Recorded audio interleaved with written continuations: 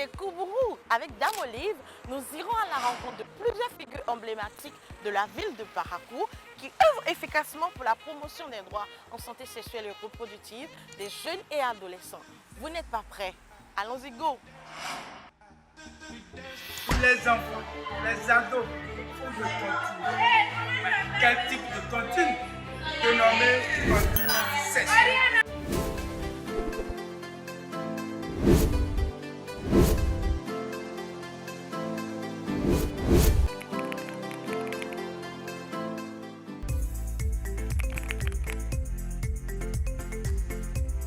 Depuis que j'étais petit, j'aime à sensibiliser, surtout relever le défi des femmes.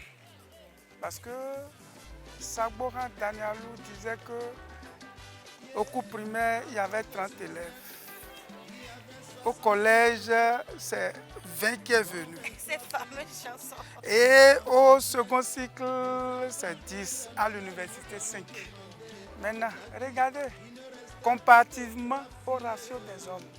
Donc, je me suis dit, la première ressource à protéger, la première ressource à mettre en valeur pour le développement, c'est la femme, c'est l'être humain féminin. Laissez-moi vous dire, la femme est difficile à corrompre.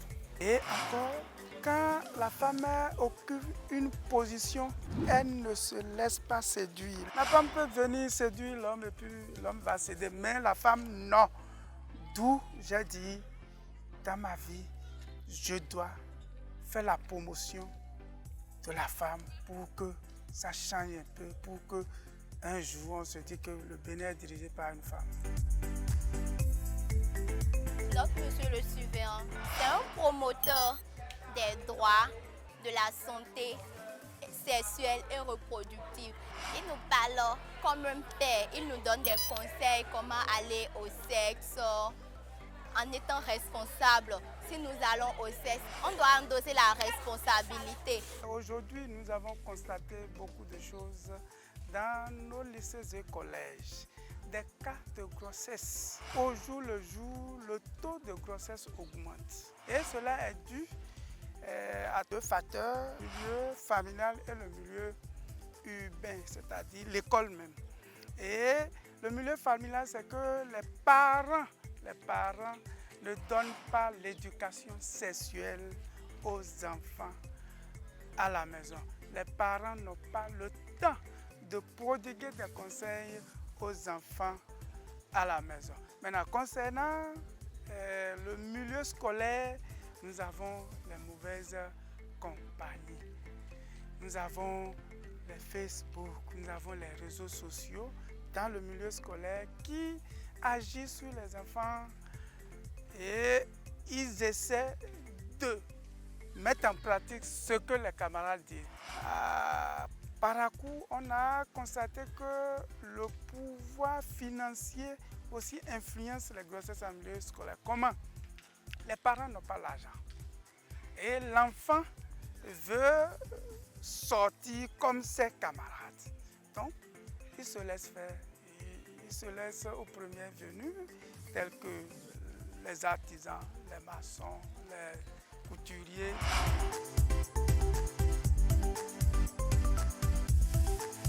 Au CGB Maga, par exemple, le nombre de grossesses en 2019 était à une dizaine. Et au lycée, c'était au moins 10 personnes également. Au CG Albarika, une vingtaine.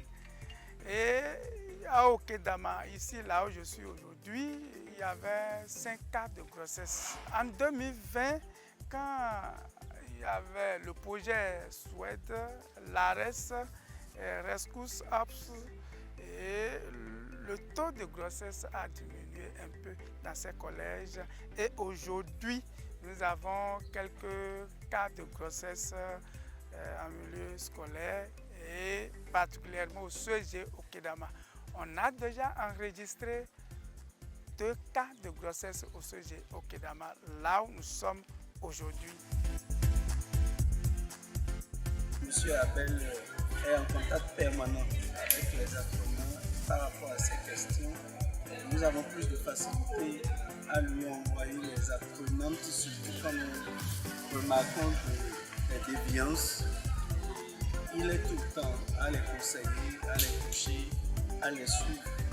On le voit aussi avec les parents d'apprenants en train de discuter, d'orienter, de travailler à mieux faire suivre les enfants pour leur éviter de tomber dans les dérives de la sexualité non responsable.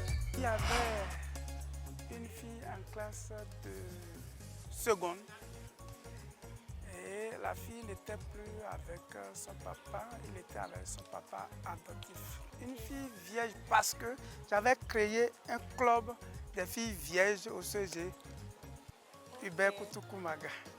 Et un jour, le père adoptif de la fille vient pour dire que sa fille est enceinte. J'ai commencé par faire des enquêtes pour pouvoir situer les responsabilités. Et la fille m'a dit que c'est un élève de la classe de terminale qui l'a enceinté. On a commencé. Et le terminaliste ne voulait pas céder. Et j'ai commencé par mettre la pression sur la fille. Et la fille a dit, elle a vu qu'il y a un climat de confiance qui veut me dire la vérité, rien que la vérité. Je dis, vas-y, ma fille.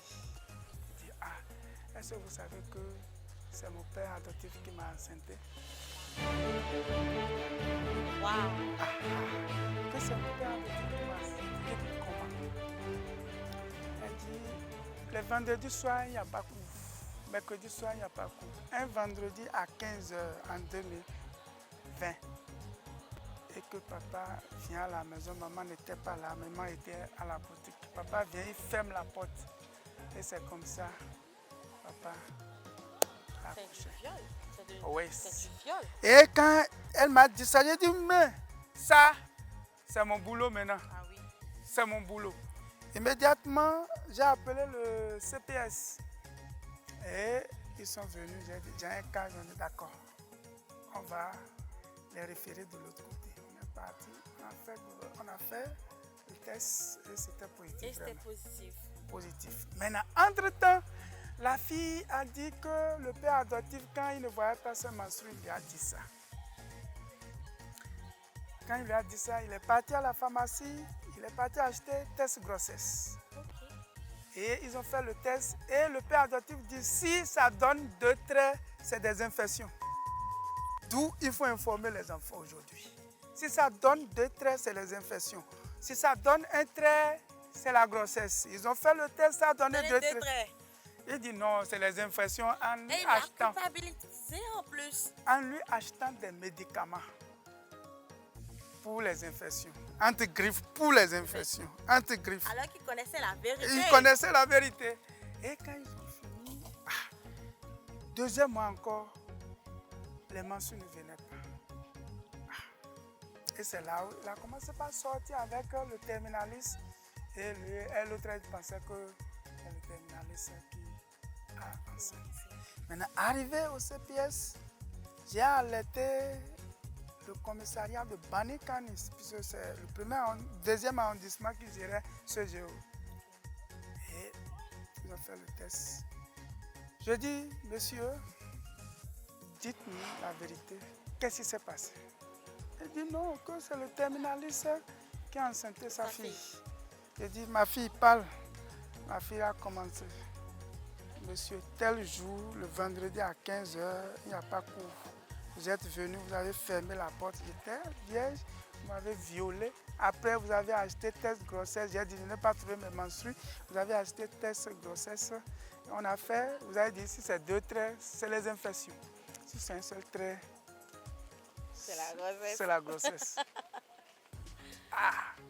Et immédiatement, le CPS a appelé la police. C'est là où ils sont venus attraper le monsieur. Il est en train de faire 5 ans aujourd'hui en prison. Wow. Puisque j'ai dit, j'irai au bout. La prise en charge psychologique, la prise en charge judiciaire et la prise en charge médicale pour l'enfant. Malheureusement, la fille, quand elle est partie à l'hôpital, elle a accouché au CHT. Le 26 août 2020, quand elle a fini d'accoucher, elle a laissé l'enfant, elle a fui. Aujourd'hui, je ne peux pas dire, voilà où se trouve l'enfant. Elle a fui. Donc ça m'a marqué, ça m'a marqué. Et j'ai dit, celui qui a l'information a le pouvoir. Les enfants n'ont pas l'information. Les enfants n'ont pas d'information par rapport à la vie sexuelle. Voilà, quand tu trouves ceci, les menstrues, ça veut dire que tu deviens femme. Tu te prépares. Quand tu as telle information, voilà ce que ça veut dire. Elle n'avait aucune information. Si elle avait l'information, le jour qu'ils ont fait le test, ça a donné 2-13 sur la cause de la grossesse et non une infection. Voilà ce qui m'a poussé à dire aujourd'hui, j'irai jusqu'au bout.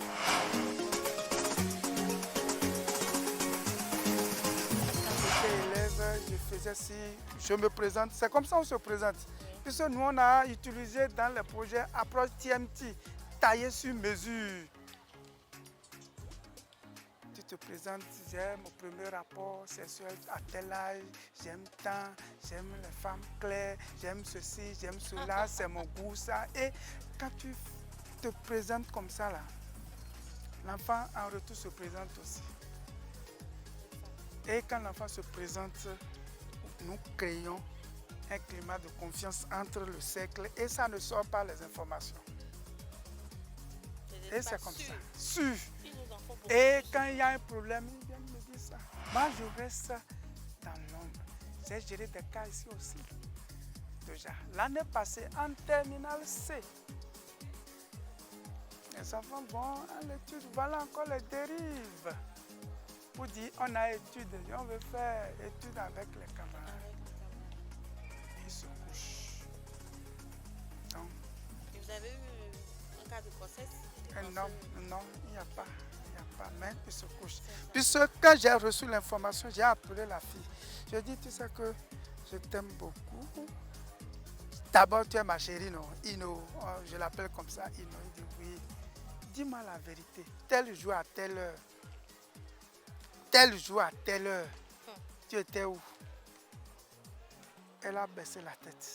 Puisque c'était une surprise pour elle, comment j'ai fait pour avoir cette information.